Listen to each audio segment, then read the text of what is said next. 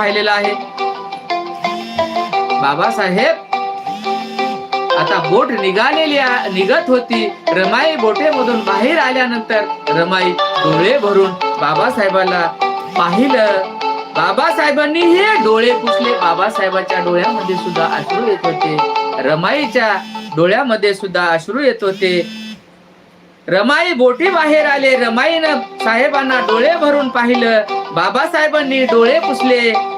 रमाईनं बाबासाहेबांना यश चिंतला. अशा पद्धतीनं रमाईनं